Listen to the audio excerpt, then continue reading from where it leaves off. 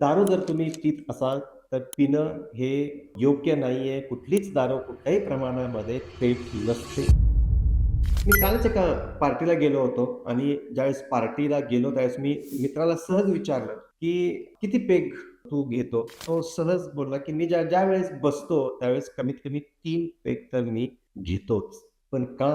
हे तुम्हाला माहिती आहे का, की ज्यावेळेस आपण हे 3 पेग घेतो त्यावेळेस आपल्या शरीरामध्ये काय चेंजेस होतात, काय बदल घडतात आणि काय लिव्हर कसं त्या दारूला पचवतं, हे आपल्याला माहिती असणं गरजेचं आहे. कारण ज्या वेळेस आपण अल्कोहोल घेतो, त्यावेळेस 1 पेग किंवा तुमचे हे 3 पेग पचवण्यासाठी 3 तास लागतात. म्हणजे 1 पेग जो आहे, जो काही मी 30-60 चा पेग असं म्हणू शकतो, 60 एम-एलचा पेग म्हणू शकतो. तो पचवण्यासाठी शरीराला 1 तास लागतो. म्हणजे 3 पेग पचवण्यासाठी आपल्या शरीराला जवळपास 3 ते 4 तास लागतात. शरीराला म्हणजे कुणाला? शरीराला म्हणजे आपल्या लिव्हरलाच 3 ते 4 तास लागतात.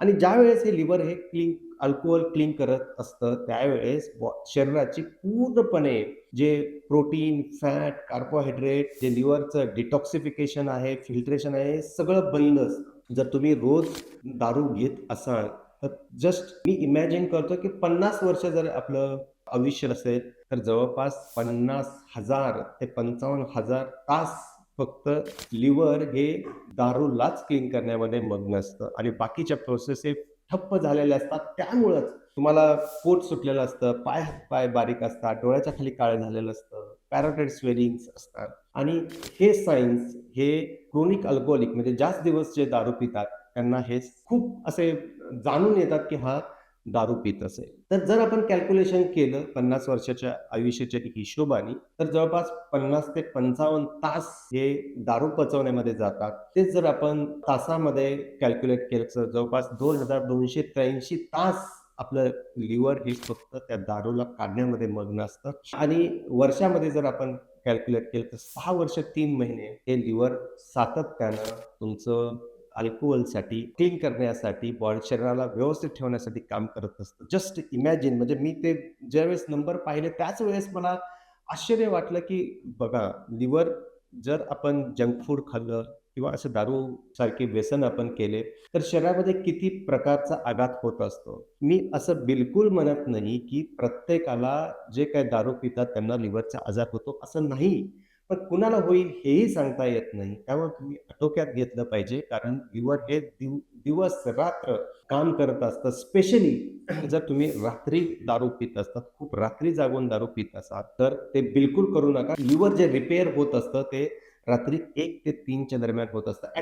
त्यावेळेस तरी तुम्ही लिव्हरला शांतपणे काम करू द्या. ते स्वतःला रिपेअर करेल तरच तो पुढच्या दिवशी ते ताजेतवानं असेल. जर आपण अगोदरच्या दिवशी रेस्ट नाही केली किंवा अगोदरच्या दिवशी आपल्याला व्यवस्थित झोप नाही झाली, खाणं-पिणं नाही झालं, आपलं काम खूप पडलं, तर दुसऱ्या दिवशी आपल्याला तेवढं फ्रेश वाटत नाही. एक्झॅक्टली तसंच लिव्हरचं पण असतं.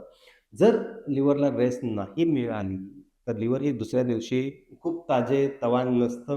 ते थोडंसं काम कमी करतं. तुम्हालाही थोडंसं असं ताकद नसल्यासारखं वाटतं. तुमचा मूड खूप कामामध्ये लागत नाही आणि हे सगळं होतं ज्यावेळेस तुम्ही लिव्हरला रेस्ट देत नाही. तर लिव्हरला रेस्ट देणं हे खूप गरजेचं आहे. दारू जर तुम्ही पीत असाल, तर पिणं हे योग्य नाहीये. कुठलीच दारू कुठल्याही प्रमाणामध्ये सेफ नसते. कुठल्याही फॉर्ममध्ये सेफ नसते. असं बऱ्याच वेळा असं म्हटलं जातं, की बिअरमध्ये खूप अल्कोहलचं प्रमाण कमी आहे. ती घेतली तर काही नाही होणार. बिअर ही सगळ्यात डेंजर आहे. म्हणजे त्याच्यावर बरेच व्हिडिओ पण बनवलेले आहेत. तशाच प्रकारे व्हिस्की, रम, जिन जे आहे तेही आपल्या शरीरासाठी चांगलं नसतं. जर तुम्ही घेत असाल आणि तुम्हाला सोडता येत नसेल, तर तुम्ही ते प्रमाणापेक्षा जास्त घेऊ नका. ज्यावेळेस पहिला पेग संपतो त्यावेळेस भरपूर पाणी प्या. तुम्ही फॅटी फूड त्याच्याबरोबर घ्या. 2 पेगमध्ये जवळपास 1 तासाचं तरी अंतर असू द्या. अशा जर काही टिप्स तुम्ही फॉलो केल्या, तर नक्कीच तुमचं लिव्हर तुमच्यावरती खुश राहील आणि स्वतःला पण ते रिपेअर करेल, तुम्हालाही ठेवेल आणि मी परत एकदा सांगतो, की कोणतीही दारू आपल्या शरीरासाठी सेफ नसते, सुरक्षित नसते, चांगली नसते.